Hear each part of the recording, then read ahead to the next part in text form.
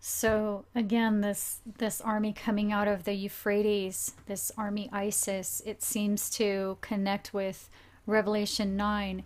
And another possible translation of that verse in Revelation 9 that we saw was that the army is preparing for the day, month, and year that is coming. In other words, the day of the asteroid impact that the Bible tells us certain governmental powers are aware of. Because remember, Amos 5 says, "Those who change the time of wormwood and make quiet truthfulness in the earth and seek the object that passes the Pleiades and Orion will turn the darkness into the break of day and make the day dark with night that causes the waters of the sea to pour out upon the surface of the earth.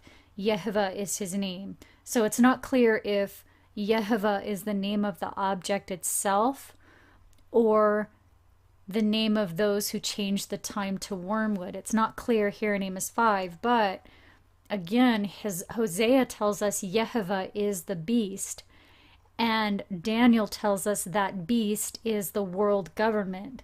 So it appears that Amos is telling us that the world government is keeping the timing of wormwood a secret. Revelation 8 right here clarifies that wormwood is the asteroid. So the world government may have kept the timing of it secret, like Amos says, but the secret of its existence has been leaked, or seems to have been leaked, by many different people, including the Vatican Cardinal Malachi, who said that the Vatican telescopes were tracking a heavenly object or something like that. So the powers that be seem to know that this object is coming and they're preparing for it. But unfortunately, Amos 9 goes on to say that their preparations won't save them. Only God can save them. It says that over and over in the text. The only ones who will live are those that are elected to be rescued by the Elohim. Right here in Matthew 24, it says, "No flesh would survive if the elect were not rescued." That's basically what verse 22 is saying. It's combined. Verse 22 combines with other scriptures for the full meaning, and we go into that in the video Escape from the Serpent. It's linked below. But who is the elect? It tells you it's the blessed. It's not those of a certain country or those of a certain race or those of a certain religion. We've talked about that. Israel refers to all of humanity. It refers to those who will be rescued.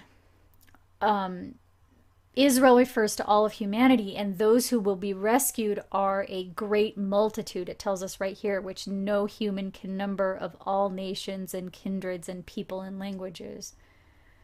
So the governments won't be able to save themselves, and the churches can't save anyone either. Only God can save us, and God doesn't choose according to the judgments and segregations of humans. And specifically, those who try to save themselves instead of helping others, it tells you right here, their efforts to save themselves will fail. I mean, Jesus said the same thing. But here in Amos 9, it says, though they dig underground, though they climb to heaven, though they go under the ocean, they won't make it. Because only God can save us. That's what Matthew 24 said. Not humans, not churches, not the government. And not a doomsday vault in your backyard either. Only God. So, I mean, I wasn't even, that wasn't even apparent to me a few years ago, because you might remember I left New York and went into the mountains, which is a whole nother story, but, which I'm glad I did for other reasons. But the point here is the rescue is going to happen no matter where you are, and the destruction is going to happen no matter where you are. You can't escape from it. Only God can take you out, away from it. So that's part of what Matthew 24 is saying. It says no flesh would survive this event that's coming if God did not intervene. So that's the point. That's why the rescue happens. Because if it didn't happen, no flesh on the planet would survive. Okay, so this army that is prepared in the Euphrates, it says here in Revelation 9, it's a huge army. And it's preparing for the day the asteroid impacts. And that's when it's going to attack in the third part of the earth. Well, so we don't know exactly where that third part is, but what we do know is that it includes the seat of the beast, which very likely refers to New York City, because it says in Revelation 16, the seat of the beast will be full of darkness. And the current phase of the beast is the United Nations, which is headquartered in New York City. So there's a strong possibility that New York is what will be in darkness. And the cause of the darkness is the smoke from the pit, which is caused by the asteroid right here. So the third portion of the earth refers to possibly New York City. It seems like that's the likelihood of it, because like I said, the UN is the beast, we've shown that, and it's headquartered in New York. And it says the seat of the beast will be in darkness, and the darkness is caused by the asteroid strike. Okay, so that's the reasoning there. But we don't know where the third portion of it is. We know it affects the seat of the beast, but where is the third portion of the earth? We're not really sure. I mean, it could be this right here, or it could be like I was saying, North and South America. We don't know. But that third portion of the earth is where the army in Iraq will attack. That's what the Revelation 9 is telling us. So the third portion of the earth may not even be segregated like this. It may follow the wind patterns, but we know that it includes the seat of the beast. So that means the army that is being prepared in Iraq right now is very likely preparing to attack America.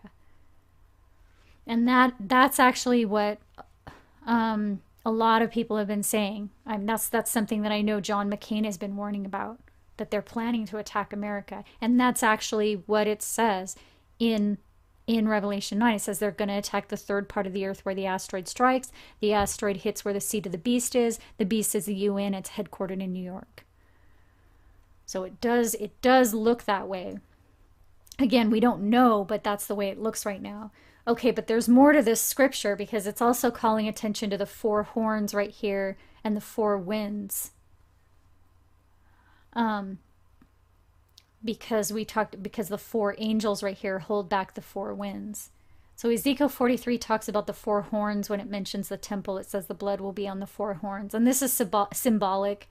We know it's symbolic because it says all throughout the Bible that the Lord hates the blood sacrifice of animals. It does. It says it all throughout the Bible. So why would the Lord be requiring blood sacrifice if the Lord hates blood sacrifice? Because it's symbolic. So the blood on the horns may refer to those who are killed by the four horns of the beast. We don't know, because we know the beast, there are four horns of the goat, etc. And that has to do with the beast as well. It's connected. And then it says here, 7 days will pass, and on the 8th day I will accept you. So that could be referring to a 7-year period. We don't really know. But the four horns are also mentioned in Zechariah 1. It says the horns which have scattered Judah, Israel, and Jerusalem. So this refers to those who will be rescued. It's not referring to the Middle Eastern country. Jerusalem refers to the bride right here that will be taken to a heavenly place during the asteroid impact. 3.5 years, it says in Revelation 12. And they will be put back on the earth afterward. So the bride right here, as it's called, the bride Jerusalem is a multitude of humans, and the temple, the third temple that so many people think will be built in the Middle East, it actually refers to a body of people, the body of Christ, so to speak. And Jerusalem refers to the bride, the first group to be rescued. And Israel refers to the 12 tribes, or the 12 sons of Jacob, which we found out in the Out of Africa video seems to refer to all of humanity. So Israel, all of humanity, and Jerusalem, the ones who will be rescued, and Judah, which is one of the 12 tribes of humanity. It says the horns will scatter them. And then Daniel 8 explains the four horns in the greatest detail. It says the four horns grow out of the goat. The great goat was broken, and for it came up four notable ones toward the four winds of heaven. And remember, the leopard, which parallels this, had 4 heads and 4 wings. So this right here is a chart out of my ebook. It's linked below. But you can see the four horns are right here. And by the way, the Roman Empire right here was the beast formerly, but the final phase of the beast is right here. That's not on that chart, so I just wanted to mention that. But Daniel 8 tells us the goat is the king of Greece, right here, verse 21, and it will be broken into four sections, the four horns, which are also referred to as the four heads of the leopard. It's right here. And these four heads are later the four wings right here that go after they go up toward heaven. Because remember, it says right here that the four horns go up toward heaven. So even though we know this started with Alexander the Great, it doesn't end until the last end of verse 19 right here, at the time appointed. So this final king, the one that will destroy by peace, will stand up against the Prince of Princes, which is God. And this occurs in the latter time of those four kingdoms, right here in verse 23. So again, the goat was Alexander the Great, and the four horns were the four kingdoms his empire was broken into after his death, right here. So green is Greece, orange is the Turkish region, the purple down here is Egypt, and the yellow portion was the Seleucid Empire, which now includes Syria and modern-day Iraq, as well as Pakistan, Afghanistan, and some other countries. So that Seleucid Empire, that was the king of the north during that time, and Egypt was the king of the south. Daniel 11 talks about that right here. But these are the four horns that it's talking about. So when it says a voice, when it says here in Revelation 9 that a voice from the four horns says, "Free those who are bound in the Euphrates," it seems to be referring to the altar in heaven, but it's possible that that's a mistranslation, or that it refers to the four horns, the beast, because again, Yehovah is the beast. Hosea tells us that right here, because they altered the text, Jeremiah 8:8. So, and they put this name in there that was not in there originally. It's a whole another thing. We've talked about it many times before, so go watch some of the other videos. But the four horns say, release, in Revelation 9, the four horns say, release those bound in the Euphrates to prepare an army of 200 million to attack the third portion of the earth after the asteroid impact. And the king who destroys by peace will stand up at the latter time of those four kingdoms. We've talked about this before. So the Turkish Empire was the last of these four empires. The Turkish Empire was the last, and it was dissolved in 1923 right here. And that was when the King of Peace was rising, the League of Nations, right here, which later became the United Nations, which is the current phase of the beast with 7 heads and 10 horns. And that's what Daniel 8 says. Verse 23, it says, in the latter time of their kingdom, a king of fierce countenance will stand up, and by peace shall destroy many.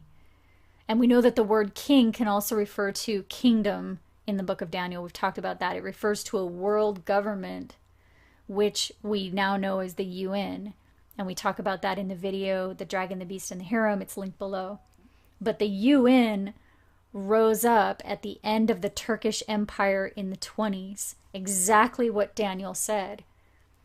That's when it rose up, and it's still ruling now. It's headquartered in New York City.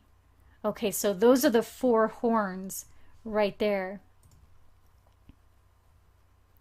In Daniel 8, verse 9, it says, out of one of them came a little horn. So a little horn, or a little country, came out of these four right here. And this is interesting. It's called the Sykes-Picot Treaty in 1916. And I have to stop right here and start the next part. The link is below.